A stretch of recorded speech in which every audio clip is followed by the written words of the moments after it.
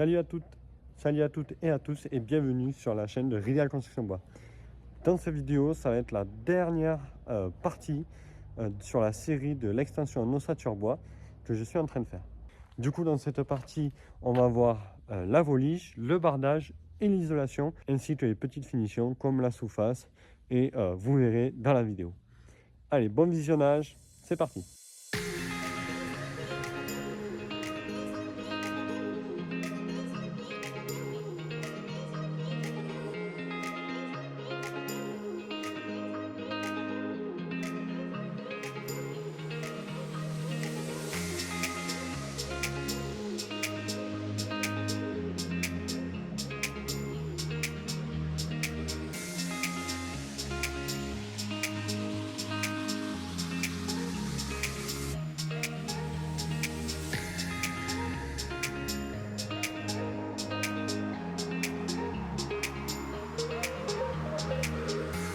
Allez, je vous fais un petit tour de là où je suis. Alors, je suis en train de faire un volis, comme vous avez pu voir. Je vous explique rapidement.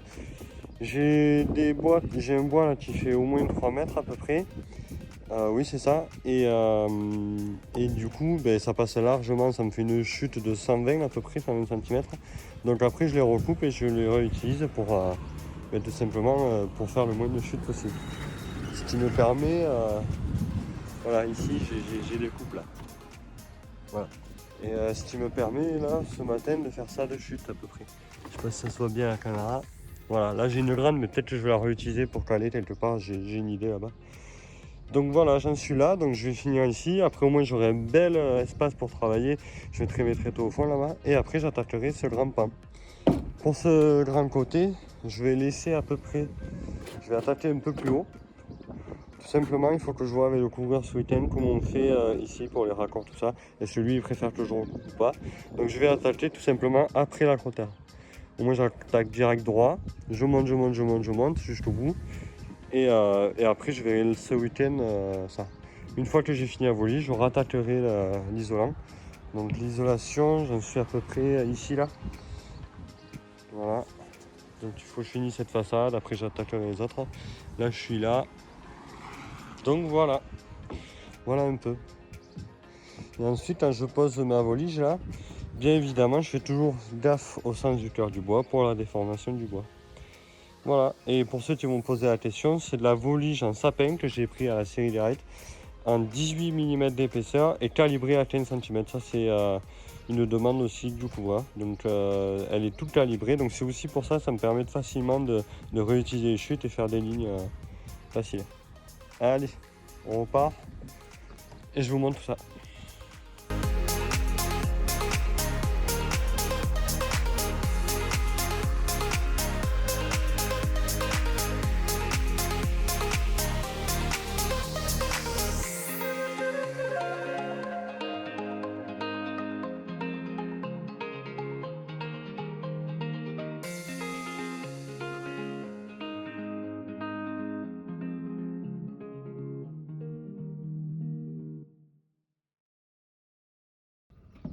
Voilà, je viens de finir de manger, donc je vais pouvoir rattaquer le chantier, donc faire ce côté-là en volige. Je voulais juste vous parler d'un petit truc qui est super cool, c'est que avant de partir de manger, j'en ai profité pour passer au nouveau magasin de Maxouti qui est sur Rodez. Ils ont fait un petit magasin où ils revendent en fait, si vous voulez, de la seconde main, ou par exemple des choses. Par exemple, des machines qui sont arrivées chez les clients, mais avec une boîte cassée, par exemple, ça peut arriver avec des transporteurs. Bon voilà. Du coup, ils revendent certaines machines, et moi, ça fait un petit moment que je pense à une petite circulaire sur batterie. Alors, j'hésitais entre la Festool et la Milwaukee. Je suis donc allé à ce magasin et j'ai trouvé mon bonheur. Donc, j'ai acheté une scie circulaire à batterie Milwaukee, donc sans batterie. Il y avait la boîte. L'avantage de celle-ci, c'est qu'elle fait 66 de profond.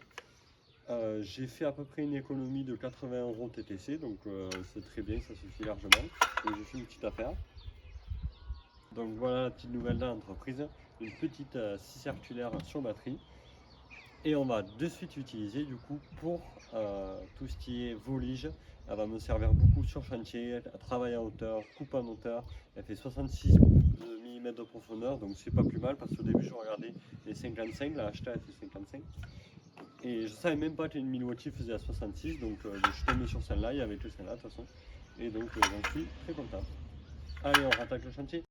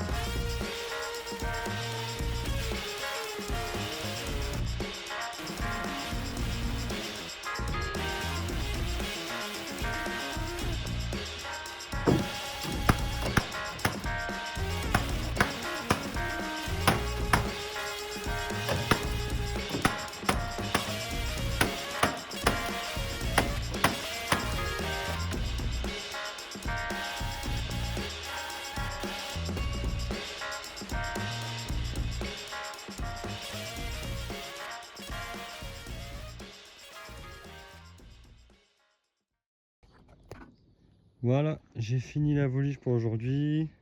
Je dis bien pour aujourd'hui parce qu'il m'en manque, je suis dégoûté. Il me manque du coup ces deux rangs là. Il me manque les deux rangs du bas, donc c'est des longs. Donc il m'en manque 4 en bas, 2 en haut. Ça me fait déjà 6 planches à peu près. Et après il me manque comme là, ici là, j'ai fait le retour. Il me faut faire le retour tout autour là. Donc en fait il m'en manque pas mal quoi. Donc il faut que je mesure à peu près les mètres carrés. Voilà, et vu que j'ai pas voulu pour le moment, je vais descendre tout le matos et je vais recontinuer l'isolant. Voilà.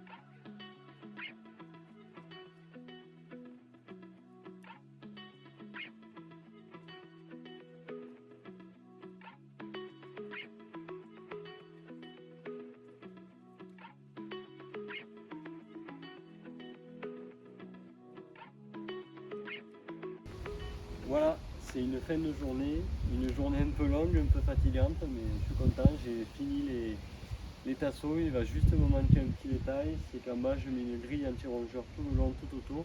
Donc il me manque toute cette façade et celle d'avant. Et après ça sera tout, donc avec le lito d'en bas. Alors pourquoi j'ai fait un double litelage? Donc c'est assez simple parce que c'est un bardage vertical. Donc un bardage vertical, on me demande d'avoir les tasseaux horizontales. Si j'ai mes tasseaux lito comme vous préférez contre mon mur, et bien s'il y a de l'eau derrière, ça ne peut pas s'évacuer.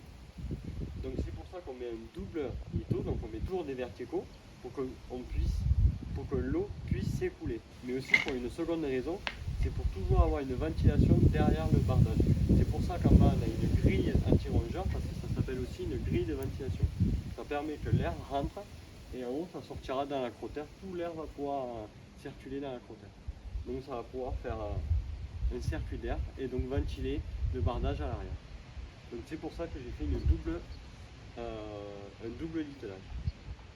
Je vais vous faire un petit point au niveau du chantier, de là où j'en suis, parce que ça fait un petit moment pour moi que je ne vous ai pas filmé.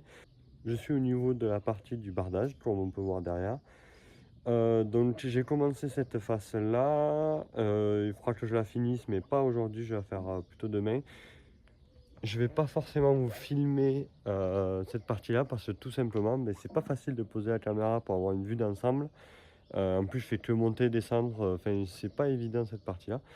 Par contre, je vais donc vous montrer les autres parties. Donc cette face-là, ici, je la ferai en dernière. Parce que tout simplement, en fait, si vous voulez, il va y avoir le couvreur. Et lui, il avait besoin de la première partie, donc la partie que j'ai faite. Et là, il a besoin de la partie qui est là-bas, à l'entrée. Donc, voilà, il a besoin de cette partie-là pour tout simplement faire les étanchéités au niveau de ce raccord ici. Parce qu'ici, c'est pas évident. Donc ce que je vais faire et ce que je vais vous filmer maintenant, c'est qu'on va faire cette partie-là ce matin et aujourd'hui quoi, donc on va faire cette partie-là. Ensuite j'ai encore quelques bricoles à faire, mettre de la voulige par exemple ici. Donc ça je vais le faire en début d'après-midi. Donc je vais pouvoir vous filmer cette partie-là. Donc aujourd'hui on va barder. Je vais chercher du bois, je le mets sur le tréteau et ensuite je vous commence à filmer.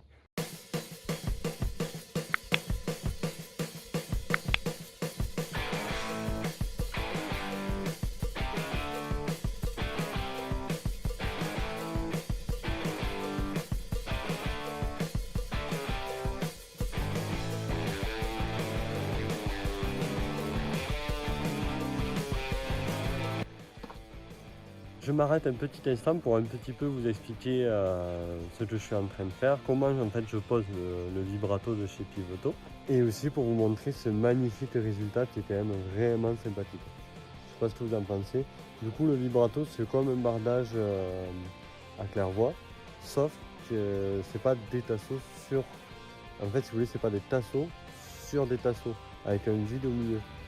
En fait c'est plein. Allez je vous montre tout ça plus en détail. Donc là, on peut voir que c'est plein à chaque fois, au vu du profil. Et on peut voir aussi que le cœur est dans le bon sens. Hop. Donc en fait, l'avantage de ça, c'est que vraiment, ça va isoler partout. Vous n'aurez pas de trou. On ne peut pas voir aussi l'intérieur. Donc il n'y a pas besoin d'un pare-pluie spécial. Parce que quand on fait un claire-voie, il faut un pare-pluie spécial, beaucoup plus épais, mais qui résiste aux températures. Notre avantage, c'est qu'il n'y a pas d'eau qui passe derrière. Et donc s'il n'y a pas d'eau qui passe derrière, si admettons on venait mettre un tasseau ici, et bien si on avait du coup de l'eau qui passe derrière, il y aurait de l'eau qui stagnerait sur ces tasseaux derrière. Donc là c'est pas le cas, donc ça c'est vraiment bien. Ensuite ce qui permet c'est de visser à l'intérieur, donc au milieu. Hop, voilà, donc c'est de visser à l'intérieur. Donc ce qui permet que quand on a un peu de biais comme ça, on n'a aucune vis apparente. Et donc c'est super propre, super joli, c'est super pro. Aucune vis apparente, c'est vraiment quand on va se mettre en face qu'on les voit. Bien évidemment je mets des vis inox, on fait gaffe. Donc la vis inox elle ressemble à ça, avec un embout de T25 et on a une partie ici non filetée, ce qui permet de bien plaquer le bardage. Donc après tout est simple, donc je viens emboîter en rainure languette. Donc ici j'ai ma rainure, je viens sur la languette, ensuite je visse au milieu. J'utilise le petit tire-lame de chez Spax, le Caïman. Hop, voilà. En fait, c'est une tire-lame pour les lames de terrasse, mais ça va très très bien pour ça. Au moins, ça me permet de tout plaquer et rester le plus d'aplomb possible. Et dernière précision, en haut là, du coup, je m'arrête un peu plus bas. En fait, je suis un peu plus haut que la crotère. Ici, on viendra mettre un lito en haut, ce qui permettra, hop, donc ici, on viendra mettre un lito à peu près sur le bardage. Et ensuite, on viendra mettre un lambris, ou c'est le client peut-être qui va le faire, mettre un lambris dessous pour faire sous-face, pour que ça soit joli. Donc ça devrait être un lambris peuplier de bonne qualité qui vienne de Syrie. Et l'avantage, c'est que vu qu'on aura le tasseau ici, on aura tous les trous du vibrato là dessous, et ce qui permettra en fait que ça ventile dans la crotère.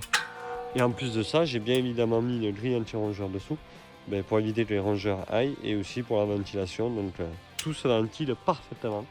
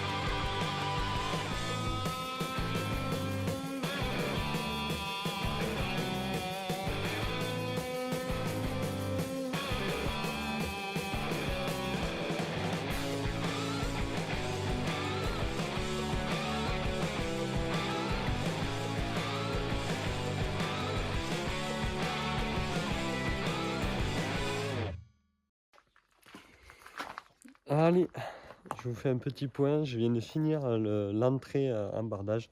C'est vrai que c'est super joli quand même. C'est super joli, j'adore ce bardage. Donc qu'est-ce qu'il me reste à faire maintenant? Il me reste à faire toute l'isolation intérieure. Donc c'est ce que je vais faire aujourd'hui. L'isolation entre chaque montant. Ensuite, il me manque la longue partie, là, la grande partie en bardage. Et vu que la maison éco-naturelle, ceux qui m'ont livré l'isolant, me prête une scie pour couper l'isolant. Donc je vais en profiter de suite de faire l'isolation avant donc de faire cette face-là. Et dès que j'aurai fini l'isolation à l'intérieur, je m'attaquerai à ça. Elle va vraiment pas être évidente parce que l'accessibilité n'est pas évidente avec l'échelle. Donc je peux pas poser d'échafaudage ni rien. Donc bon, on va faire comme je peux quoi. Et on va toujours faire propre. Mais là, je suis vraiment content de ce rendu parce que le bardage est magnifique. Dites-moi dans les commentaires ce que vous en pensez de ce bardage, mais il n'y a pas à dire, il est quand même super beau. Il est super beau, super beau. Il est midi, je vais aller manger. Après, il faut que je monte tout l'isolant en haut. Et après, j'attaquerai l'isolant. Normalement, ça doit aller assez vite. Dans l'après-midi, je devrais avoir fini. Allez, à plus.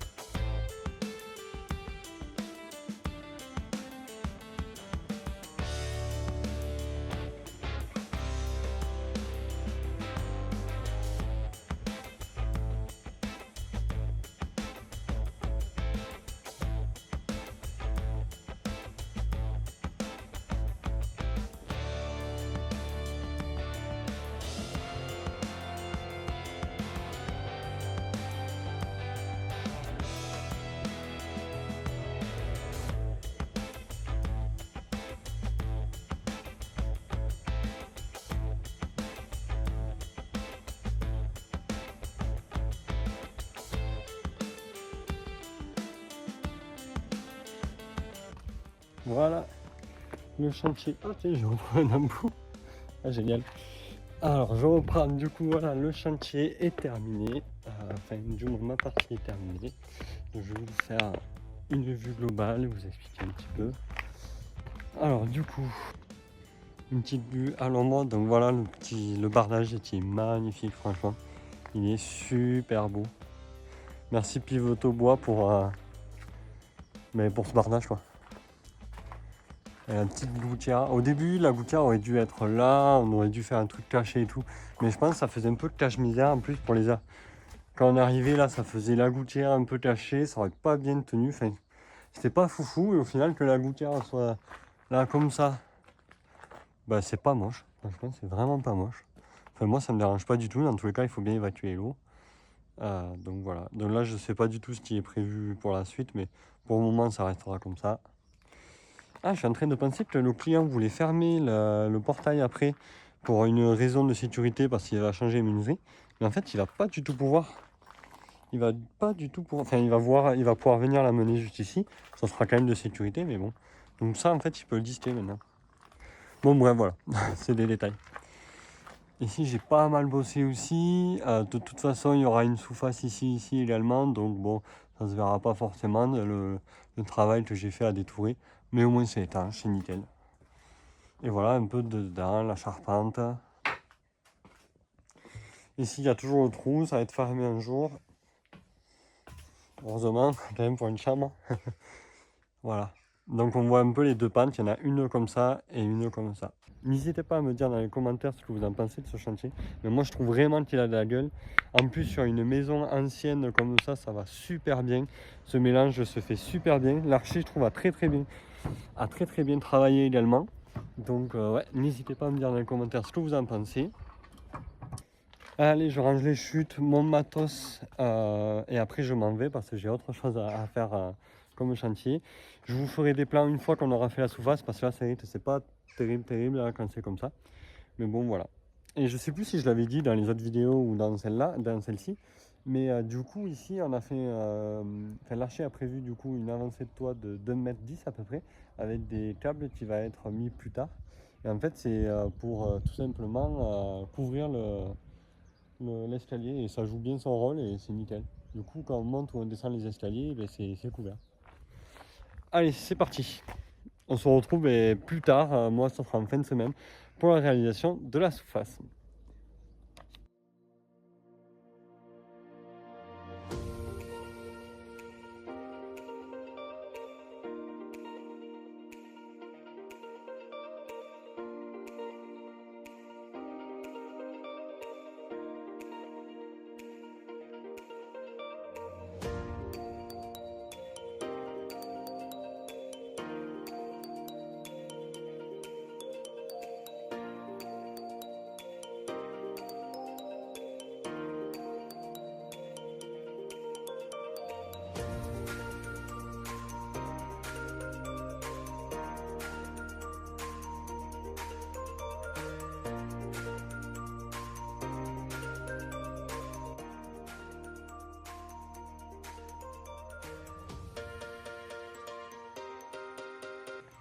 Voilà, le chantier est terminé, donc j'espère que cette série de vidéos vous a plu.